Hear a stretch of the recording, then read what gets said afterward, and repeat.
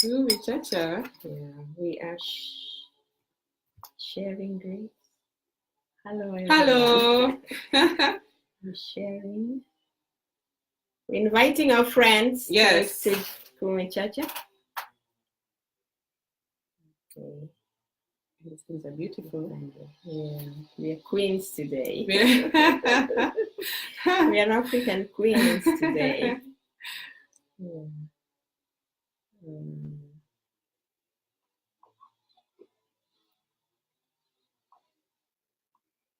So we're inviting our friends. To take Hello, Victoria. Welcome. Oh, Karibu. Share.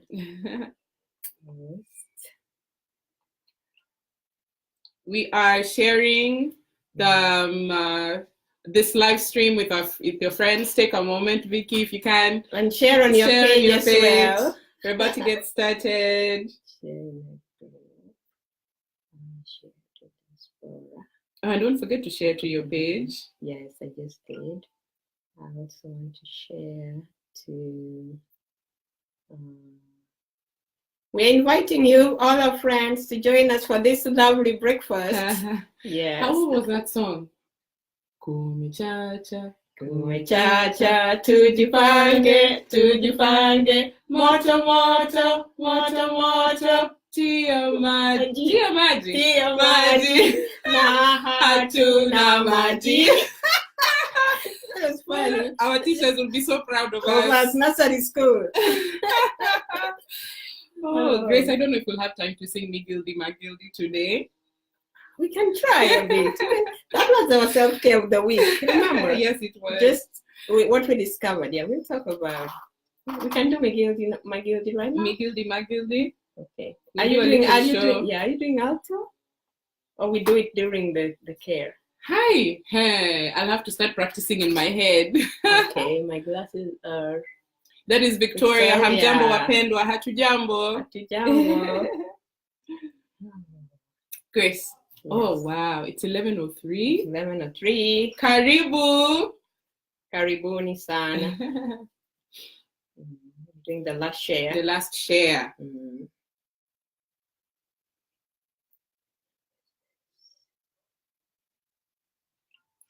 Okay. Kumechacha. Kumechacha. Kumechacha. Kumechacha, Grace. Kumechacha. Kumechacha. I'm so enthusiastic as usual to be on the show this morning. Yes, Kumechacha. Yes. Wow, we're sitting here. I just can't help but keep looking at myself in our camera.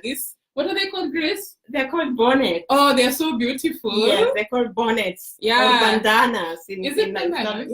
In South Africa they call it bandana, but bandanas come in different shapes. And so in English it's called the bonnet. In Africa we call it the bandana. Mm-hmm. Yes. So we are representing today. Today we are African queens on this show. Yes, we are. Queen Grace and Queen Grace. Queen Grace and Queen Grace.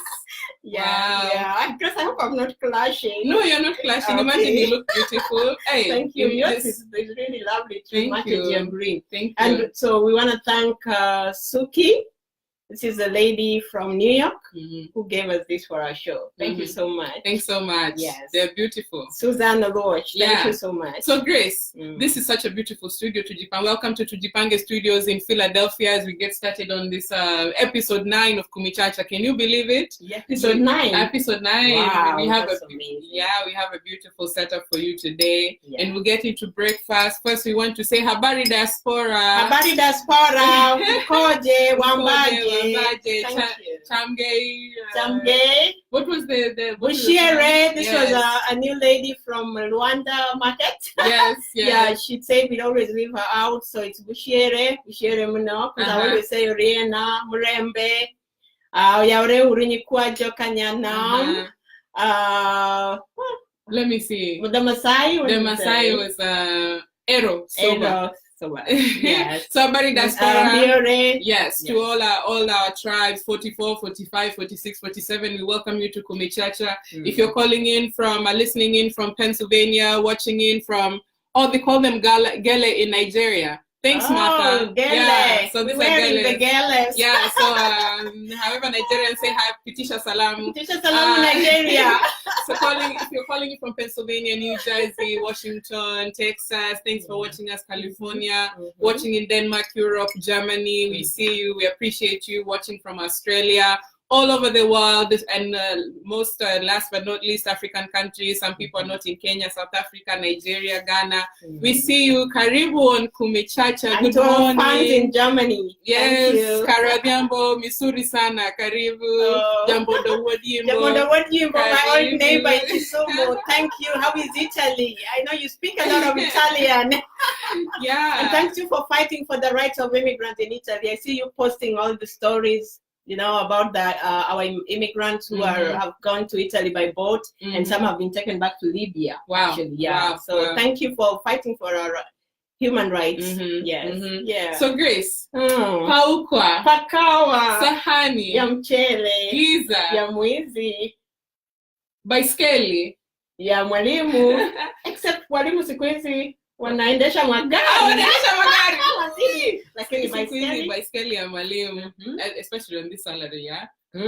Kiboko ya mtoto mkorofi. Na maziwa, Na maziwa. Can you beat the kids in America?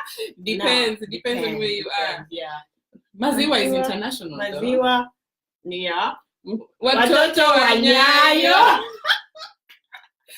So we have, I hope you have your children, you have your kiddies right in front of you. We have a special section of Kumechacha every morning. We have a Paukwa African folktale. Stay tuned. At the end of it, we'll have a question and an opportunity for your child to get a giveaway. So tune in on Kumechacha Hadithi Hadithi. Hadithi njoo. Yeah. Yeah, so tuanze. I hope your kids are around. If not, just hear it and tell them. Yeah. Tell the kid, your children bedtime stories, which you heard from Kumechacha. Kumechacha. Yes. So once upon a time, there was this family down in the lowlands. And this family had a lot of beautiful girls. But there were 7 girls.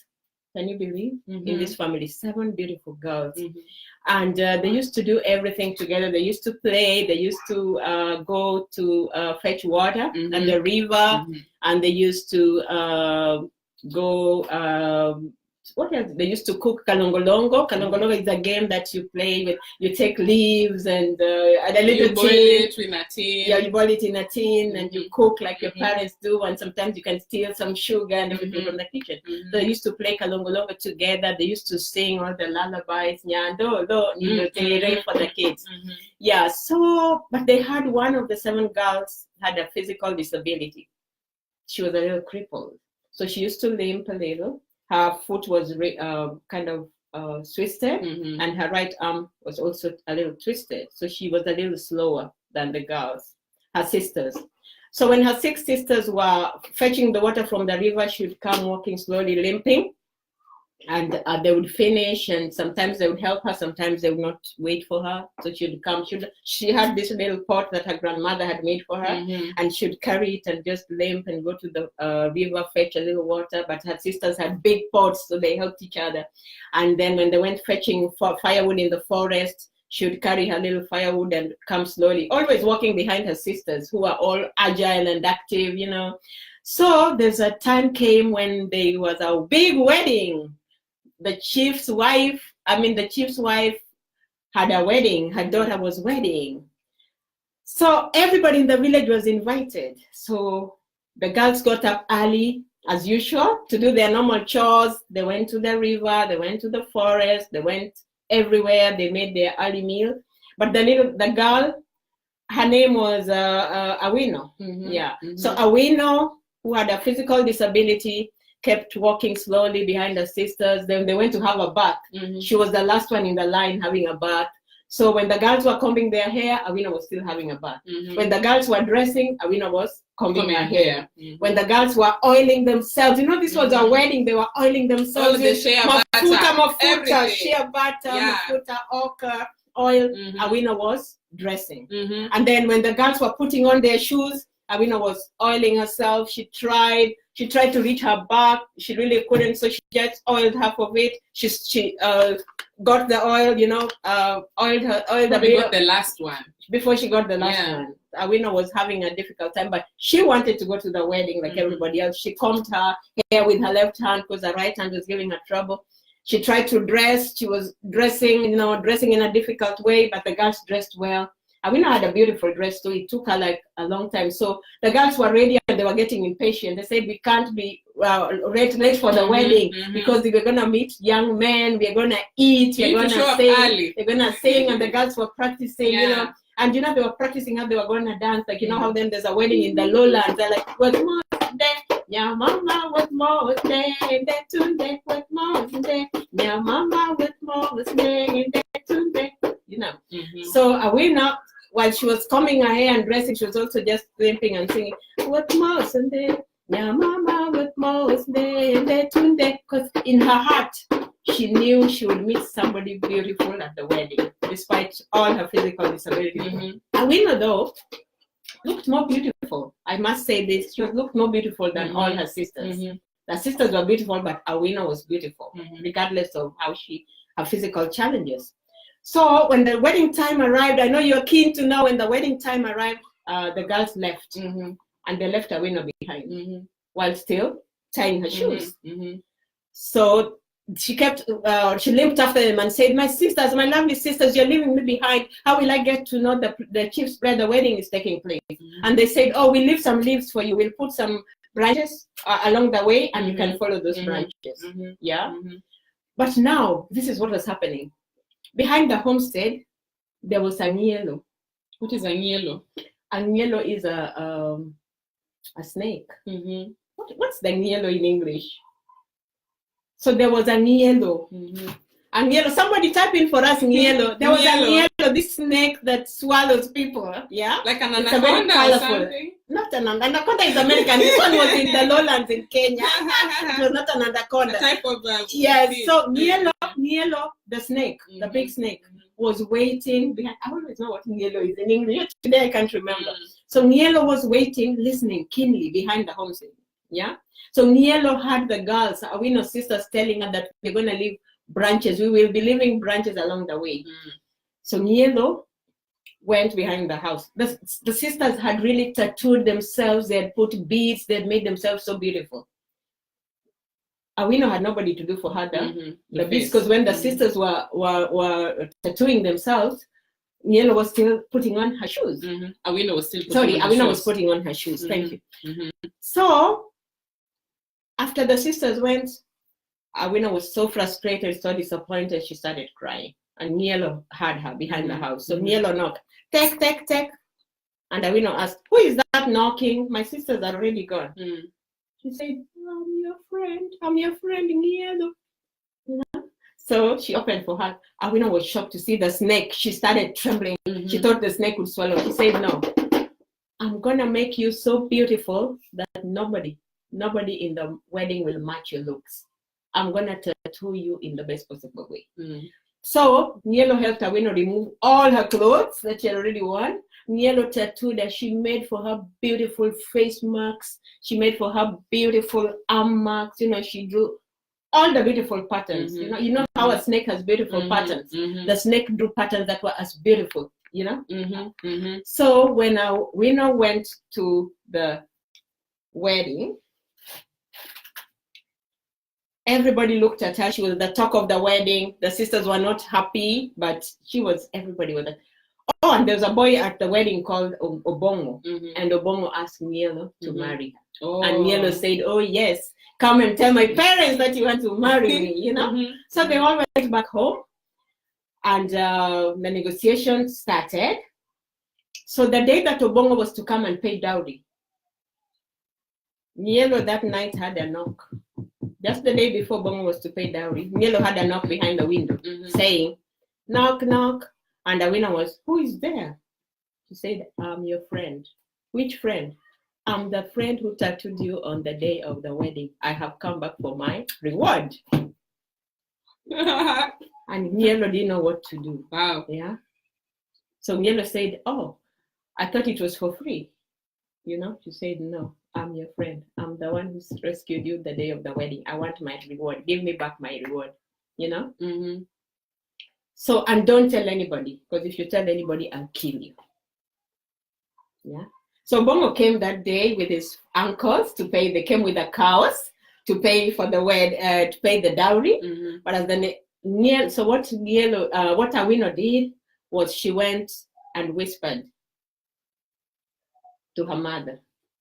She said, "Mom, I have a problem. The snake that tattooed me," because she didn't tell anybody who had tattooed her. The snake that had tattooed me is coming for me today, you know.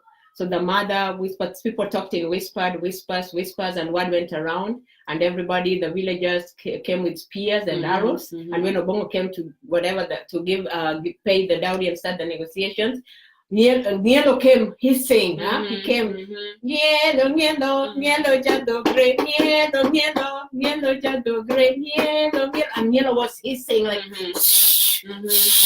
with venom. He had come for his girl. This was his girl. Right. So Wino was supposed to be Nielo's girlfriend, not Obongo's girl. Oh, so he was decorating for her. For himself. Oh, Yeah, he wanted her. So the villagers came with tongue and the sere and everything, and they killed the snake. They speared the snake, and some hit the Nielo in the head, and Nielo died. But as Nielo died, he told Awino, you betrayed me. I made you beautiful. You betrayed me. You betrayed me. You betrayed me. And Nielo died. And Awino and Obongo got married. And that is the end of my story. Totinda adonga wrong makanera. May I grow as tall as the trees behind my uncle's homestead. Maborcho. Yes. Thank you. Paukwa. Pakawa. So for this episode, what is the moral of the story, Grace? Yeah, what is the moral of the story? So the last story we mixed the moral a little bit because I didn't mention that the sisters were also French. But the moral of this story is do not ever despise someone with a physical disability, and that sibling rivalry is a reality. Yeah, it's something you have to live with, but it's important to support your friend, because you support members of your family, because the person you think is the most despised might one day come up and be better than the whole of the family. It almost reminds me of the story of Joseph and how the brothers sold him in Egypt. It also kind of reminds me a bit of the Cinderella story, the Disney stories. Yes. Yeah. So the people we despise the most, the people, it's a general model for everybody, that the people we despise the most, the people we think are disabled or are weak, normally turn out to be the best. Especially if someone comes to you for help, whether it's a member of the family, a relative, a friend. I was just reading about people who've been coming to the US, but this is not for the children though, but people have been coming to the US for help. They get their green card, they come to the US, and then you find that they have nobody to help them. But just to go back to the children, since this story is for the young ones, support your family, love your sisters and brothers, support them, because you don't know who among you will come up, to be the shining light for the family. And I also want to point out that just because you may have done something in the past doesn't mean that you have to get stuck with the same option. So Awino didn't keep quiet. Who knows? At that point, she thought it was free, but the person who clearly had more power than her at that time is coming back to take advantage of her once again. So if something happens, don't be afraid to reach out and ask for help. Because if it's not for Awino calling, going out and being honest and telling the mom, okay, this is what happened to me, and I need help because this person or this snake is coming back again to take advantage of me and to take me. Can you help me? And for the first time, it seemed like the family, everyone in the community rallied around her to support. So even if you feel like you're isolated, even if you feel like you're that person that is Awino, don't, keep reaching out, keep asking for help, because at the time that you need it, you may find someone there who's willing to stand for you and fight for you. That's what I got from it. And I admire Awino's resilience and her steadfastness, her determination. So you might have a physical disability, you might be weak in a subject, you might be weak in fetching water, you might be weak in something else, but there's something that you're good at, So Awino had this beauty, she had a determination, she was determined to go. So don't let your physical challenges, don't let whatever weakness you have, you might be weak in maths, you might be weak in English, you might be weak in something else, but go for what you're good at and ask for help. It's important to ask for help. So don't have a loss of self-esteem. You can always do something. You can always succeed in life. Absolutely. No matter what obstacles you have. Absolutely. Yes. So last week's Paukwa question was, who was the name of the girl who was taken by the hyena? And the name of this girl was Leo. Leo, Leo, Leo, Leo. And we sang it. The name was Leo. So for this week, unfortunately we didn't get correct answers, but stay tuned because you have a chance to win this week. And the question for this week from this Paukwa: what is the name of the animal who tattooed the girl Awino? What is the name of the animal who tattooed the girl Awino? We've said this name in both languages, so whichever one you know, phonetically speaking or however, we'll catch it.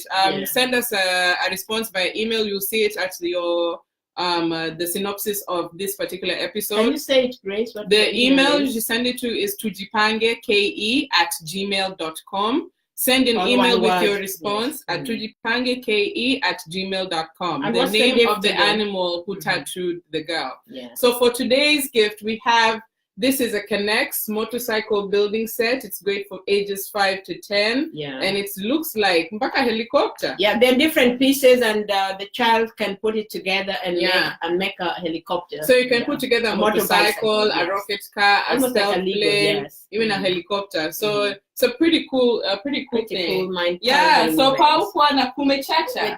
So the children can now go to bed. In Kenya, but they can also stay. Yeah, so let's get into the meat and potatoes of our episode today. In Tuesday. Oh no! Breakfast. Before we've been speaking of meat and potatoes, we're having breakfast today.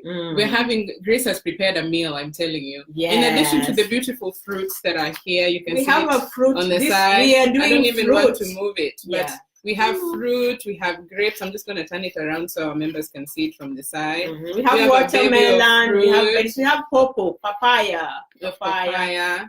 Berries, avocado, my favorite, and banana. There's also tangerine, sambarao, sandra. Yes. But mango, banana. What else? Yeah. So, and we also have paper steak. This is leftovers from yesterday. We said we are big leftover fans. People. This is a sweet potato. Is it a sweet potato? Sweet potato. Sweet potato. There's a corn here. But yes. Mahindi and malenge. This is malenge here.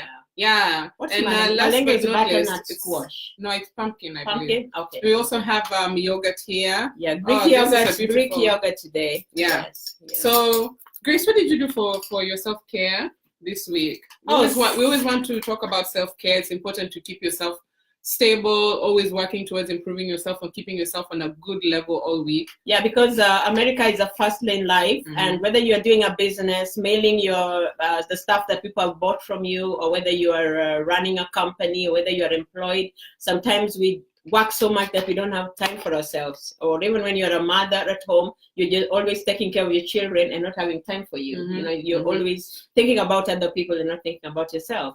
So for this week, I found that I've been taking a lot of sugar. Yeah, I've been taking a lot of sugar. I drink a lot of tea. I don't really do coffee. I drink my Kenyan tea always.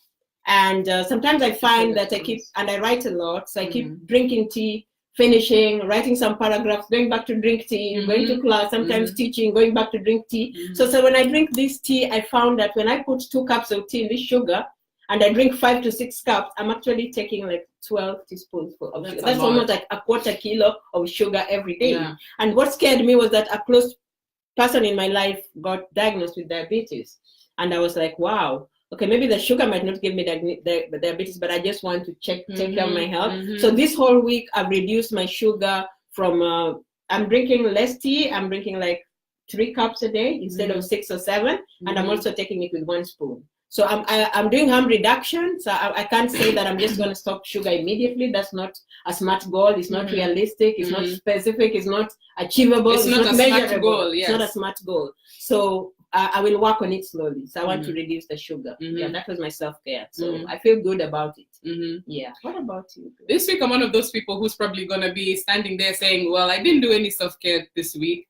You know, for me, self-care is an intentional act. Like you make sure that every day you are working towards something. You leave some particular time in the day to dedicate towards a specific action. This week, I'll be quite honest and say I was so swamped with work that I wasn't really thinking anything much except wake up, go to work, eat, sleep, repeat. And it played a role on it because my health is not where, like, I'm not supposed to just catch a cold. You know, if my immunity is not where it needs to be, I know where it's supposed to be. I'm not been following up on like water like I'm supposed to. So for me, I really felt the impact of not doing self-care this week. I don't know, maybe I'll have to lean more on Grace and use some of your strength with sugar. Because Grace, you know, you're Mama Sugar. So if if I can reduce sugar. If you can reduce sugar, I think like me and sugar, we've been sweethearts from childhood. Yeah. And separating from a sweetheart is not easy. It's not easy. So yeah, but I'm gonna bid my sweetheart goodbye soon. Yeah. Just so give my sweetheart a little attention. Yeah. Yeah, so Grace is inspiring me here. And yeah, I need some rest. I need to read a book. I need to put something into my soul. Yeah, so this week I need to catch up. Yeah. But I'm getting there. This Kumechacha show is actually one of my self-care, so I'm glad I'm here. Yeah, we have fun. We have fun with it. Yeah. It's not a competition, it's fun. It's fun. So we were in Jewelers Row on was it Tuesday? Yes. On Tuesday. We were walking down the street not far from where our places of employment are. And on 8th and Sansam you just feel like you're walking into I don't know, just you can't see anymore. Everything is shining, diamonds. Yeah, I can't get the image of power, money, the smell of money, and the glittering gold on the windows. I can't get that off my mind. Like, I didn't know people had so much money because I work from paycheck to paycheck.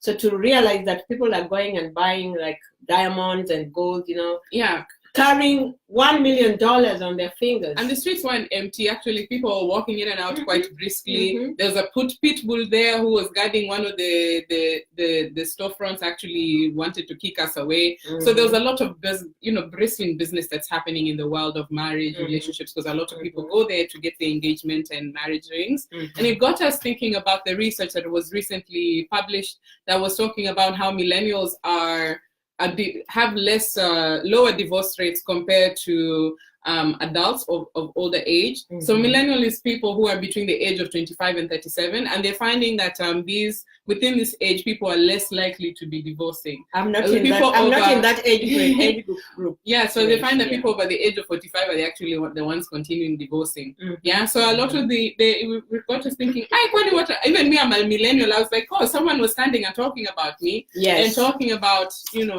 the status of marriage, the types, and maybe it's time to subvert the stereotypes that people always talk about. Millennials do this, millennials do that.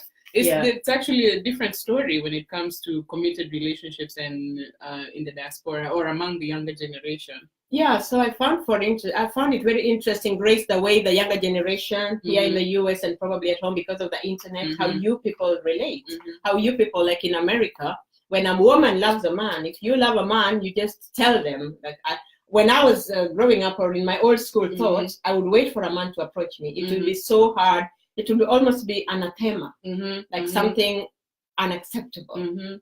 For me to approach a man and say, oh, excuse me, I love you, I would wait for a man to tell me. But here, the women just tell them, oh, excuse me, I like you, give me your phone number. Yeah. How do you do that? Like, where's your respect? How do you do that? And that's funny that you're saying respect, but I think there's a different context now on what respect means. For respect for millennial, it's, you can come up to me in the street, but treat me with respect. Like respect takes on a different dynamic. Nowadays, even women are not sitting and waiting to be got. They're going out there and getting. Yeah, you will see numerous online resources that talk about how women can be the assertive, how women will start taking men on dates, how women are the ones who will go visit the house of the spouse or the potential fiance. It feels like now the woman, the roles that we thought were specifically for men, women are actually advocating for their right to do that. Women can even propose to you. A woman will get on her knees and propose to a man. And in some places it's like, yeah. That is a bit like, and isn't that like hard-eyed? Like, what do you call hard-eyed? Like macho. Like you just meet a man on the street and tell him, excuse me, I like you. So these are some of the I think some of the things that are making you millennials stick, like we were talking about this research that just came out. So Grace, I'm curious about like going off with the analogy that you're saying of stopping someone off the street. Wow. Maybe this is the reason why millennials are more likely to not get. They're confident. Maybe they feel confident on who they're reaching out to. So even if they're talking to you on the street, they are more willing to go the extra mile with you. They are more willing to compromise with you. You know, they are more willing to, as compared to waiting and sitting and waiting, that probably the older generation are. It feels like the older generation gets to a point when they just say, no, I'm done. So you think it's a good thing? You think what you millennials are doing is a good thing? To stop a man you don't know on the street and tell him, excuse me, I like you? Because our parents... I think you people have kind of gone borderline, like you've gone beyond. But you know, Grace, I think, I want to say that for a lot of the millennials here, a lot of times, we're defining relationships for the first times ourselves. Like we were talking previously, and you were saying that there was a specific procedure when it came to dating, a specific procedure when you got to relationships. Can you talk more about that? Because that's something that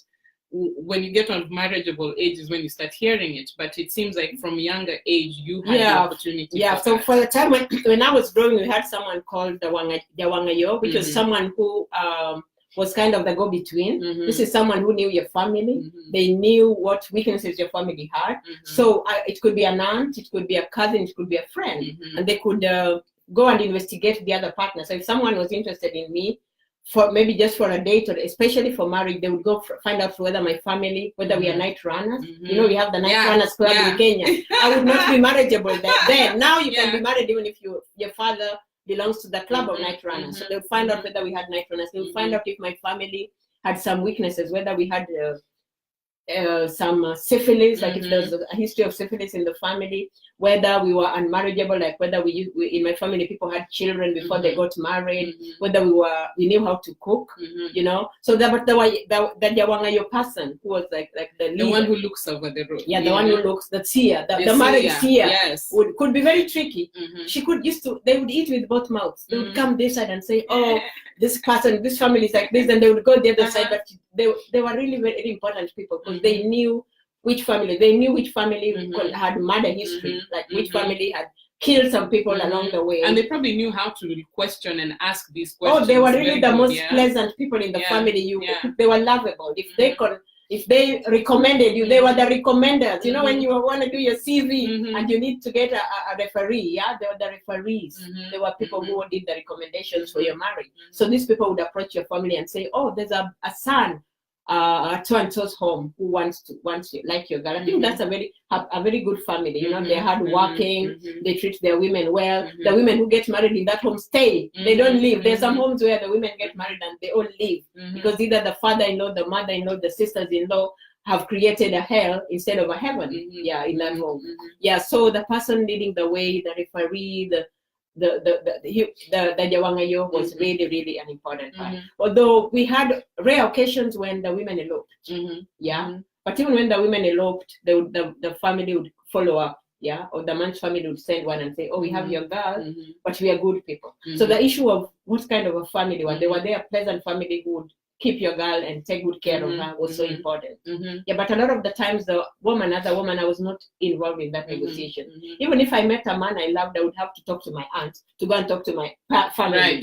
But you guys are just talking. We're even doing something called prenuptial. We're doing prenuptial. So, you know, Grace, I'm really glad you brought that background because in the age that the millennials, 25 to 37, in the past like 30 years, the African family has changed. You know, families have moved from the rural to the urban area. So that type of like family function where people get to know each other, or even people start knowing each other to the point where people know how they looking for marriage. That type of connection that typically would be stronger if you were together in one specific location is not available to a lot of us who may either move to Nairobi or even come to different countries around the world. So many times those procedures are things that you as a person, you have to go and figure out. There are some cultures that still do some type of arranged marriage, but I think just that concept of distance creates that need where, okay, I need to come out myself and start doing the work myself. The woman, you know, the woman though removed, a lot of the work that has to be done, the woman has to do herself. Another concept is the families are changing. There are blended families, there are step families, there are families that are just people raised with single parents, there are people who are families of like, someone has passed in the family, so single parenthood by choice or through widowhood. So there are very many configurations of how the family has changed, and millennials are actually seeing a different way of living life. Because I think in maybe in your generation, you saw a lot of two-parent or like marriage homes, most people were. But by the time I was in high school, I had friends whose parents were living separated or whose parents were going through the process of divorce. So coming down the line, I can imagine someone who has been able to live successfully in a relationship like that, or even in relationships where it was accepted of cohabiting. So once people grow up, they say, well, why do I have to follow any type of creed? Because I've seen all these configurations, I've seen divorces, I've seen separations, I've seen all this, and it's time for me to choose what I'm happy with, because I've seen all these things and I'm not happy. Yeah. So the research that was just done, the results that came out about the survey says that in the last sorry, we're not accepting calls. Sorry. So it says we'll organize for calls. You can inbox us, though. We'll see. You can type in something, we'll respond. We're sorry about that. I don't know who this. Okay, never mind. Yeah. Just so okay, go ahead, Grace. Yeah. So in the last from 2008 up to 2018, the divorce rate in the US has gone down by about 20%. And they're saying this is a young generation like you, that when you are getting married now, you're sticking together. And when you go and buy the rings, like here, buying a ring is really an important. If a man loves you, he will show it by buying the ring, and then he'll put that ring on your finger, either at a church or at a civil marriage or just wherever. But the ring does not have to be expensive. And this is what the new millennials have decided to do. You're not going for the money, you're not forming wedding committees. And one thing that surprised me here in the US is that people just live together. A girlfriend and a boyfriend just live together, and it is normal. I can't imagine at home if people heard that I was living with a boyfriend and I'm 18 years or I'm 20. What am I living with a boyfriend for? There are places and I'm not married to them. They say as this long liberation, as, is this the American liberation? I think it's more of a concept of marriage, the way marriage has been defined. I think now people are seeing marriage is like an economic tool. People are saying, why do I need to get married? Why do I need to get into these complications of family and all this? As a woman, sometimes someone will say, why do I have to deal with I want to get married where I want to get married. I don't want a man and the marriage customs to interfere. And some people feel strongly about that, so they choose to say, we'll live together, but I choose not to have the license. So you're going to live for 20, 30, 40, 50 years without being married. And there are people that live successful lives like that. And it's a culture that's changing, and we have to accept that people are meeting differently. Actually, nowadays, when people get married, they either get married as in America, there's people that marry for love, but a lot you'll hear people marrying for economic reasons. It's cheaper for your taxes. You'll hear people saying, people will marry for taxes, people will marry for economic reasons. It's people will marry for survival. So the marriage becomes like it's like a package. You can get an additional package, but that's separated from the concept of like what love and being together in relationship means. I was just asking one American on the street, like, well, why would you marry anybody? And they said, sometimes I just marry someone because I love their mother.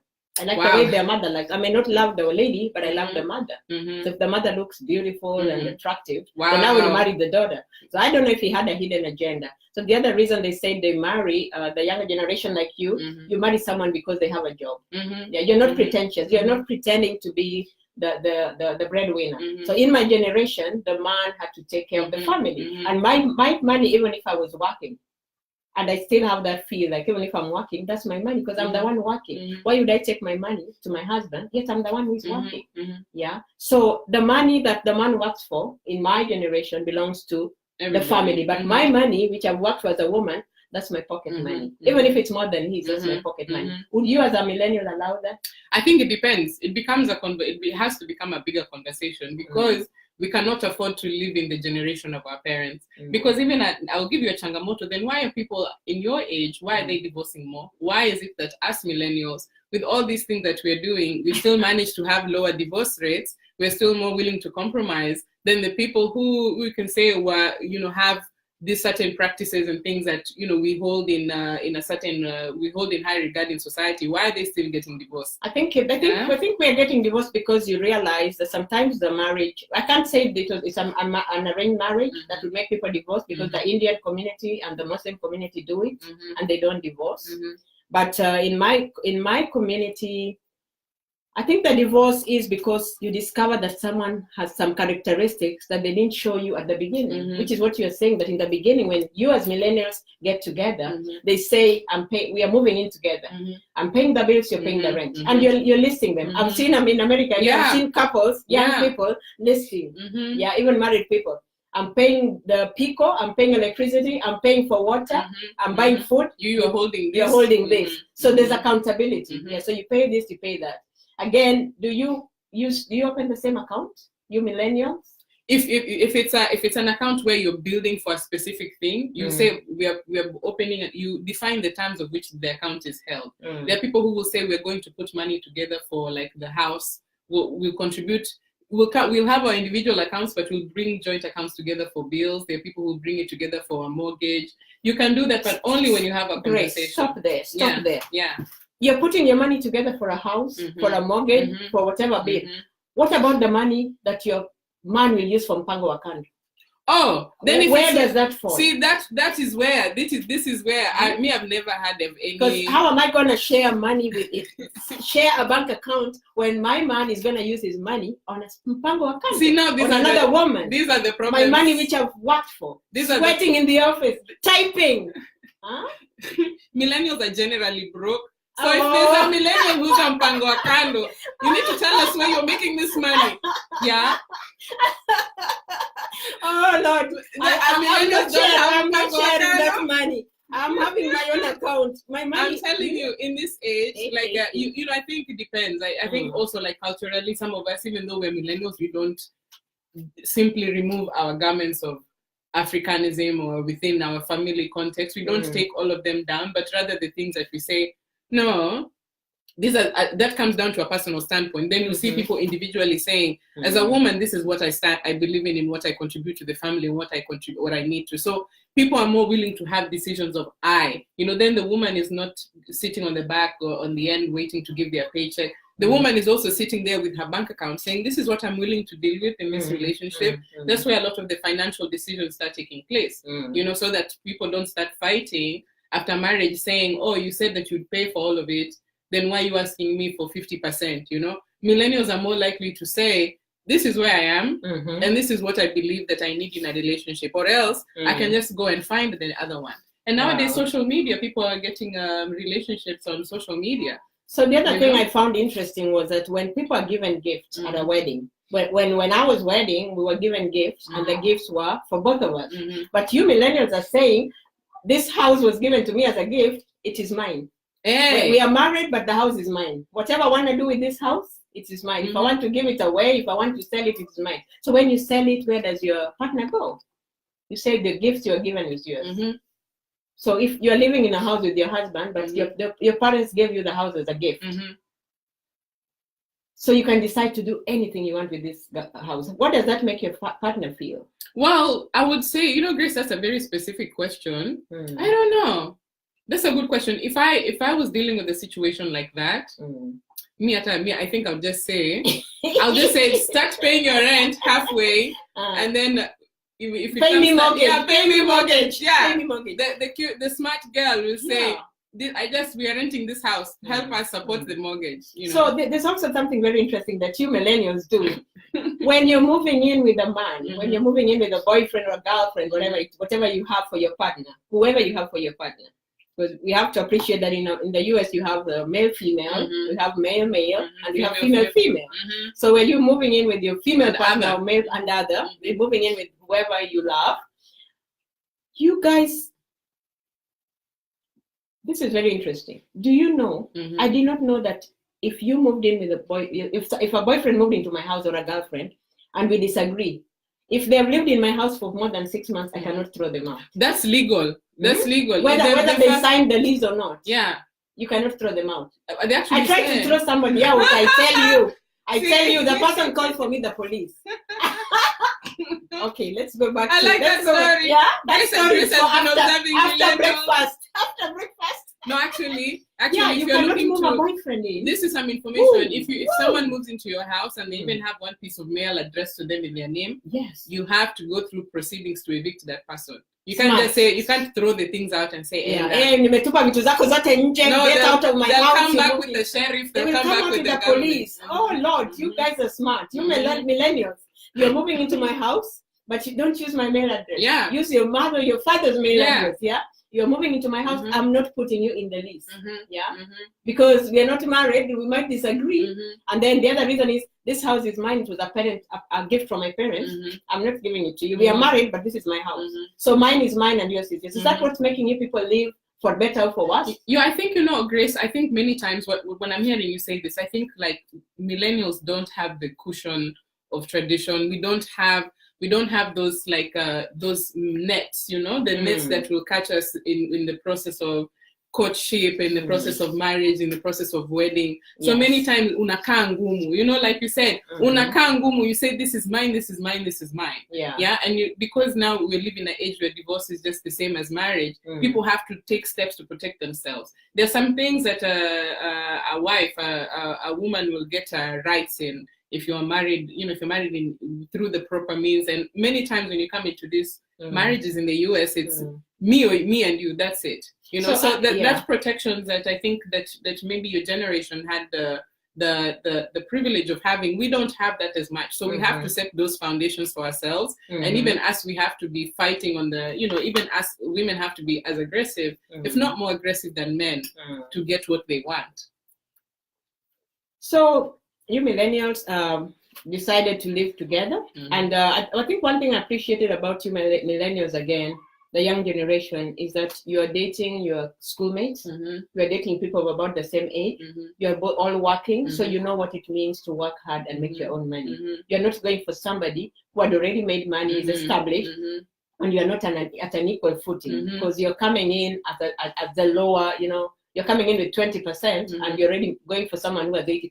So this person is going to determine, dictate how everything here works. And that is one of the secrets that you people have.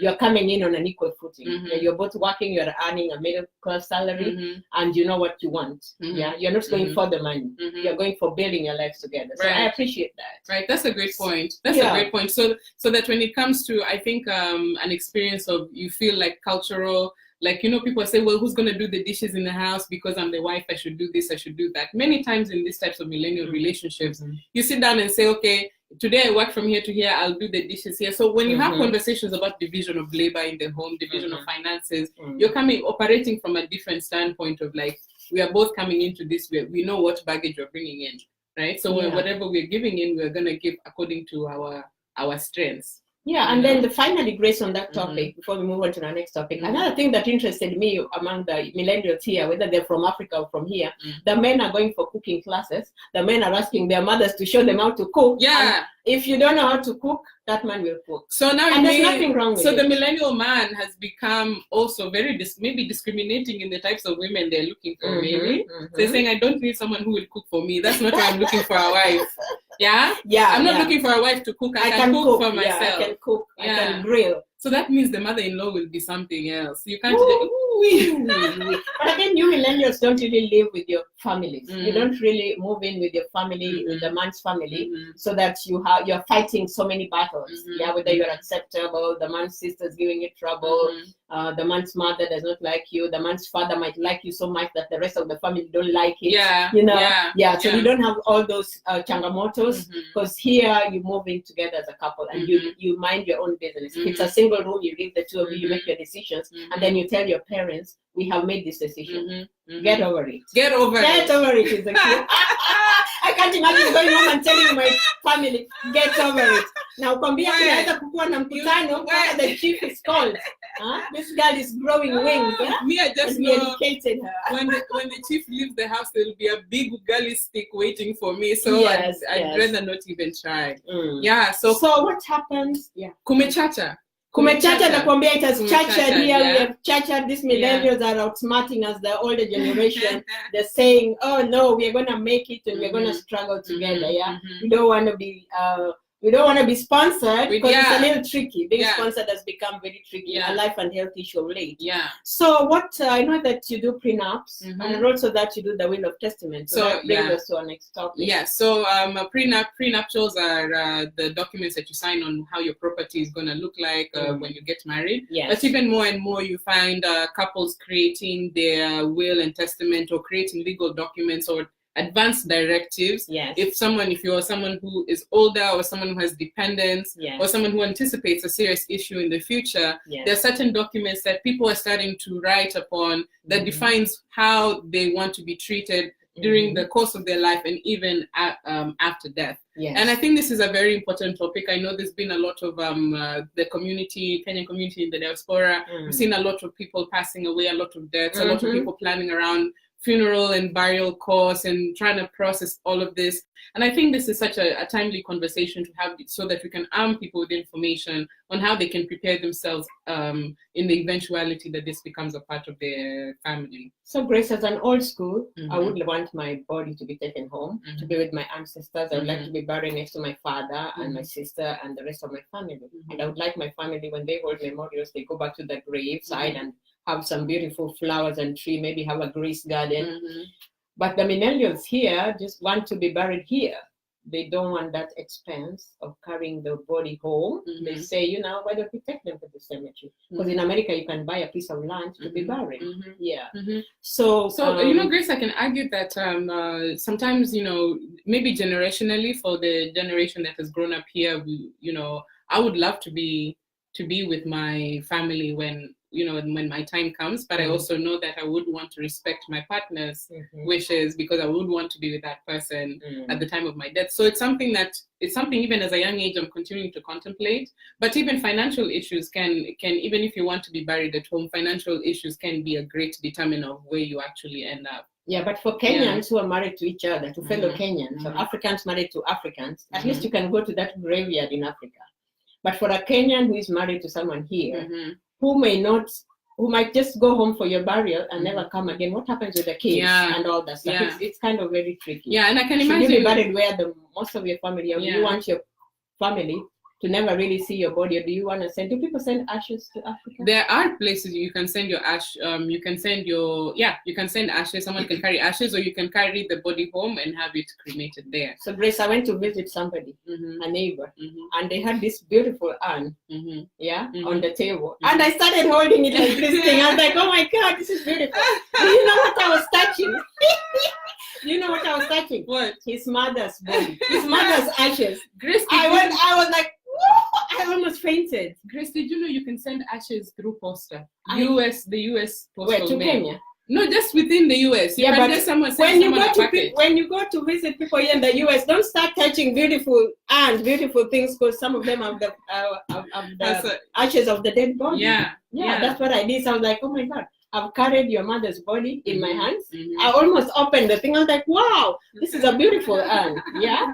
So I didn't go back to visit though, but I'm a little careful. Even when I buy things from the thrift stores, they have beautiful urns. And some people, you remember in the news, someone just went and put the mother's body, the ashes with the urn, in a thrift store. Wow. And someone went and bought it. Oh my God. Okay, that's morbid. Yeah, let's get off that. Yeah. So, coming back to the topic of preparing a last will and testament, like we said, there's so many variations. Maybe I've been here in the US for 10 years and, some people have different relationships of where they are or where they're going. So I can imagine for a family it can be a difficult, even conversation to start having. People have different. Imagine if you're married in Senegal and you're from Kenya, and there's so many things that are happening. So we want to make sure that you have some information on you to move forward, if such, so that you can be supportive to someone else. Yeah. So as we discuss this topic, Grace, I told you when we were doing the prompt that I do not like to write a will because ever since I grew up, we do not write wills. Like when I write a will, it's like I'm calling them. I'm traditional. I'm inviting them. So I'm writing that, I want this to happen. That's the calling that, like invoking the spirit. But now I find here, when I have a medical condition and I went to hospital, the doctor said I have to do something. I need to, I don't have to, I need to do something called an advance directive, because a time is coming when I may not be able to speak for myself. And when I go to the intensive care unit, they're gonna check my written will, called the living will, and check what instructions I gave. Because there are people who do not want to be resuscitated. They don't want to be put on that machine. The breathing machines, the tubes, and everything. So Grace, I have my short story which I'll give you. When I was about 17, 18, I was attacked by thugs. And that was in Nairobi, in Jamhuri Estate.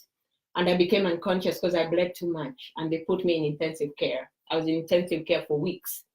And the doctor said I had only 1 week to live, and they asked my family to switch off the machine. This is a real story, this was at the Aga Khan Hospital. You can check the records there. So they asked my family to switch off my machine, because they said I was clinically dead. It was a challenge for my family to switch off that machine, So as they were preparing, the morning that they were supposed to switch off that machine, I opened my eyes. Wow. And I will leave that story there because it will be coming in my second book. But here, it's important to do the it's important to do the living will. So the living will, like we said, provides directives on how you want your healthcare situations handled. So this is something that you can prepare with your doctor. It's also something that you can prepare yourself. It doesn't really, you don't need to be in front of a lawyer to do it. But it needs to be something that maybe something that a power of attorney, which is something that we're getting to next, will have access to be able to communicate your wishes even more effectively at the time that you're unable to do this on your own. And you will give instructions and make it comfortable for your family, because then you have a voice in your care, and you'll decide what you want, because you cannot speak for yourself, but already you said it before, you had it written before you spoke, that if I die, if I get sick and I cannot speak for myself, I'm disabled, I'm unconscious, you can make this decision. Do I want to be resuscitated?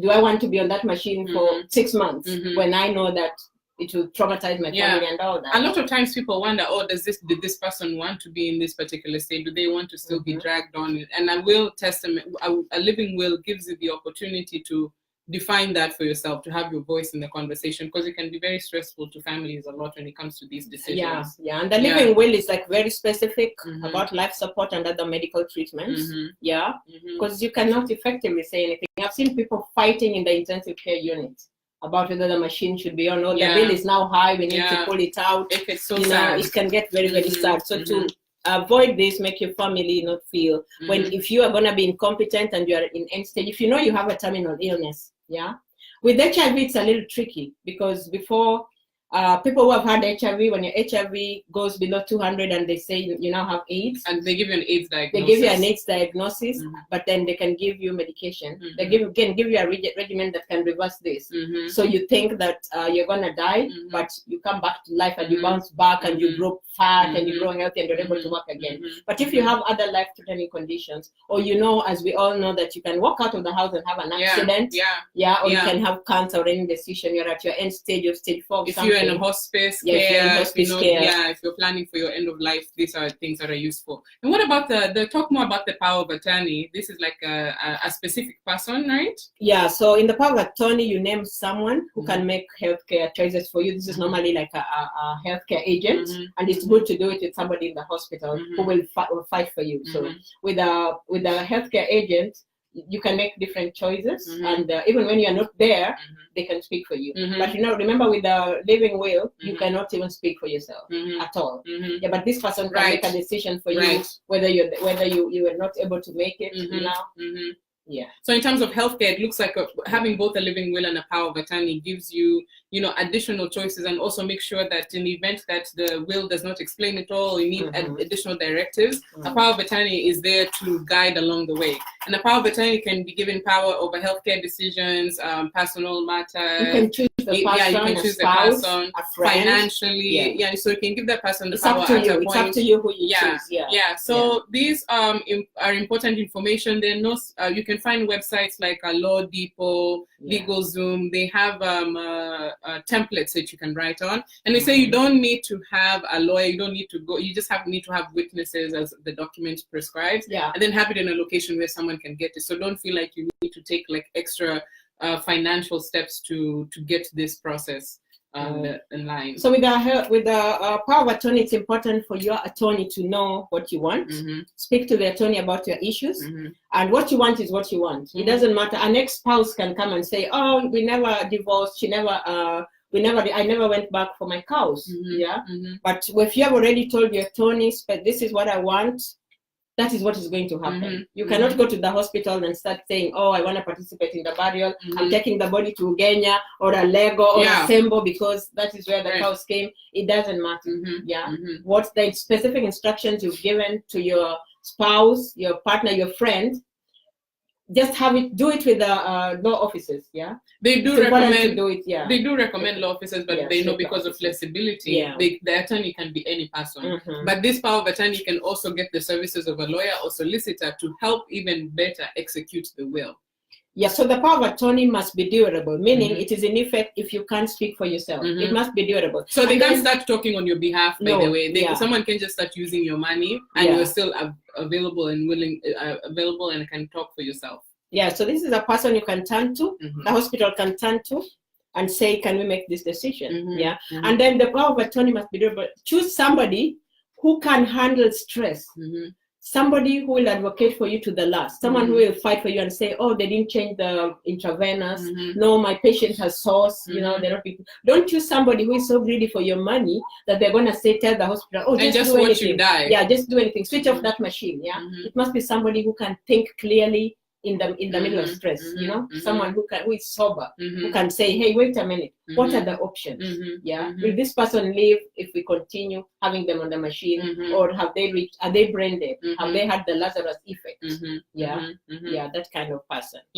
So we in the diaspora are still afraid to do the will of testament and the power of attorney. I think it's a fear. It's a fear that's getting justified. I would say that that's something that is starting to make a lot more sense, because I want to say that adults, please let the younger generation be in their rooms while you're making these decisions. There's one of my cousins, Liz, shout out to you, at a point at which important healthcare decisions need to be made. Sometimes adults kick the younger people out of their room. And she made a great point. Liz made a great point saying, when it becomes your turn, we're not doing formal wills, but us having this conversation is us planning around this thing. If you kick these younger people out of their room while these important healthcare decisions are being made for one of you, what happens down the line when you're the person lying in bed and you didn't include us in the conversation, so we're not even, don't have the language to advocate for you. We don't have the information that we have to be able to campaign for you and to make sure your wishes are followed. So this is a changamoto to the older generation. Let the younger people be a part of this conversation. Let them contribute. So I'll say that I think a lot of millennials were even planning, because we also have to do retirement planning. We're still doing retirement planning as younger people. These are some of the things that you have a serious conversation about, and especially when it comes to the last will and testament. What happens when you die? So you can have shout out to Betty Adera. Thanks for being on the show. Mohammed Jackson, Agnes Fancy Ruto, thank you. She's been with us all along. Agnes Mutoni, David Minor. Agnes says suicide by Scalia Watu Water. By Scalia. Now it's Yawatu Water, but it only used to be for only teachers owned bicycles then. Nowadays, and the rich people owned bicycles. There were no cars. There was only one car in the whole village. Thank you. And then remember that when you make an advanced healthcare directive, you need to be an adult of 18 years old or older in the US, of sound mind. You may, a minor, if you're less than 18 years old and you're married, like you're between 16 and 18 and you're under the care of your parents, you can make an advanced care directive with the help of an attorney. There are children who say they're emancipated. They're 16 years old, but they want to make the decisions already. Sometimes children grow faster. A lot of times emancipation can be because your parents have abused you. You can ask for emancipation. But Grace, I know as we get into the conversation of the last will and preparing for death, what happens now that you're dealing with a funeral on your hands and you're starting to think about the costs? What happens? The person has put in the will they want to be buried in either they want to be buried in the state, they want to be buried in a public cemetery, private cemetery, they want their remains shipped back home, whether through the whole body or the cremation. How do you get through that process? Yes. You know, what are the costs associated with it? How can you plan for it better? What resources exist for you to be able to go through this process in you know, that doesn't add more trauma and grief to the you know, you're already in a vulnerable place at that point. So there's some information that I think would be useful for you to know about in terms of cost. If you want to get buried in a public cemetery, and this will vary on whether you're in a rural area or an urban area, they can range anything from $200 to $2,000. Like we said, and it will depend on the location, the size of the plot. It will depend on whether you're asking for a single plot or a double plot. Of course, the prices will change. Another thing is, yes. Double plot means you want to be buried with your partner? Double plot. You want to be sharing the same grave. So there's two concepts. You can have side by side. You can have double, where the first person gets buried at the bottom, and then the person gets buried at the top. Yeah, so you can. Those are options that can exist. Before someone can get buried within the US, you need a burial permit. So no cemetery will take you. Actually, you can't just show up with a body because I paid for it. You need a burial permit to be able to go through the process of doing that. Private cemeteries are obviously more expensive, can be anything between $1,000 and $5,000. So this can be either like a church cemetery, a specific church cemetery, or there's some cemeteries that are different in terms of their maintenance. So the prices go up depending on what it is. And those are obviously separate from funeral costs, you know, the funeral home costs. A lot of people take funeral insurance. Is it death insurance? What, life? So to support the funds, because I think, I think they cost up until like 1.5 million or $15,000 to be able to, for just maybe 7 to 15,000 for just the funeral home. So I took a life insurance, but I also was thinking of taking a funeral insurance because I've seen a lot of Kenyans have died of late, and people have to go while you're still mourning. You still have to go through a process of GoFundMe. You asking friends to help you, and you make people asking friends to help is good, but it always brings some drama. You know, people want accountability. People feel that the money was not used well, and you start getting into some conflicts that you should not even get into. So I would prefer to just take an insurance, but some are like only $10 a month. And help take care of my expenses or my family expenses. Yeah, funerals can be a very stressful time. You can even know at home how funerals can be. You know, coming to compounded with you're maybe doing a GoFundMe, you don't know people get very invested. So it's a lot that someone has to deal with in addition to trying to bury their person respectfully. Because with the burial funeral expenses, if you are not sick, that's a little different. But the medical expenses, those ones become so much that you just have to ask for help. It doesn't matter how people will treat you and what they will comment. Some of the medical bills go into millions, and then the person dies. So it's like you have a double tragedy. Absolutely. So what about the people who want to be buried back in their homes of origin? Well, there are options that exist. They're quite expensive, but I did a bit of research. And one of the things that you're asked for is there's specific funeral homes that are known to airlines. These are known as known shippers. They are people who have gone through the process of shipping a body home. This will go through the cargo, of course. So I know Delta Cargo has one. Southwest has Southwest Cargo can take people, and then these known shippers are funeral homes that have gone through the process. They know how to do it. They can get get all the paperwork ready for you. A lot of them are they have relationships where they can get discounted rates for shipping the body. So you have to, if your person is not in a funeral home that is a known shipper, unfortunately you may have to go move the body to a funeral home that is, so that they can be able better to process you with the streamlining of it. A lot of airlines will not take bodies from funeral homes that have not been approved, have not gone through that process. So we've seen the price vary. We've seen prices starting at $1,500 for this funeral shipping. That is not in a $1,500 is just the rate for this funeral home that will handle it, all the way up to $3,000, and that will depend additionally to the airfare that you'll have to pay. Some permits you need to go through. Did you know that to get a cargo your body, you have to get approval from the consulate? So the Kenyan consulate Kenyan embassy, those who have not been in touch with the embassy. Yeah, so the Kenyan embassy has to, like, the consulate has to approve that there's a body coming into the country. So there's a lot of like logistical things that are needed to bring your person home. And these are the funeral homes that are equipped. I know Bergen is one of these suppliers that's based in this East Coast. They actually have an offices in New York, New Jersey, and Florida. There's there's also I found one in Massachusetts. So there are quite a few that exist that people can use. Texas also has an insurance, a funeral insurance company that takes bodies home for $15,000. So you just need to check on Facebook or check online, and you'll find them. Yeah, it can be very, I know it's like very sombering, but I think like from life to death, it's really important that you feel like your needs are respected. I would feel really bad, if you die here without a will, the state administrator from the state can come and they're the ones who come and distribute your wealth for you. Yeah, so do you want that to happen? So if you're able to make these decisions for yourself, and millennials are doing this quite easily. You're right, like talking about insurance, life insurance, health insurance, and saying, I love you, I want to live with you, but I don't want if anything happened to you or me to put you in trouble, to make life so difficult for you that you don't know how to do. You want to make it a smooth transition. And there's so many resources online that actually make it not so scary to do. Like you can go online and see a draft of what you'll be writing. So maybe you may not feel as fearful of a thing if you kind of know what it looks like. And we can have conversations like this where you can talk freely with people about it. And Chris, as we approach the end, we were going to talk about our parents who come to visit us here.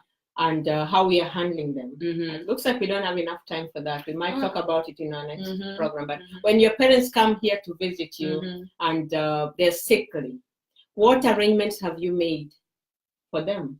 Especially if they're not going back home. Do you know about hospices? Do you know about healthcare, or are you just letting them stay in the house and take care of your children? There are many times when I'm flying back and forth and you see the number of elderly people coming to America is just as much as the number of young people coming to the US. Where do they go? How do you prepare for these illnesses? Do you have insurance to take care of them? Or are they coming to be the babysitter until like life changes or something happens? How are we taking care of our parents and the elderly generation who's living with us in the US?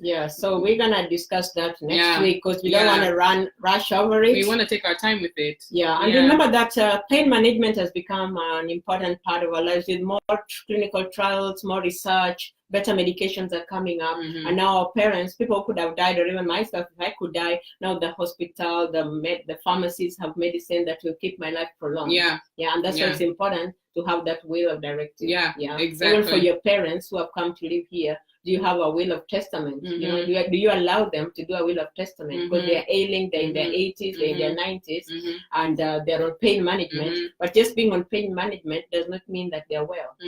The pain is just pushing the legs by a little bit.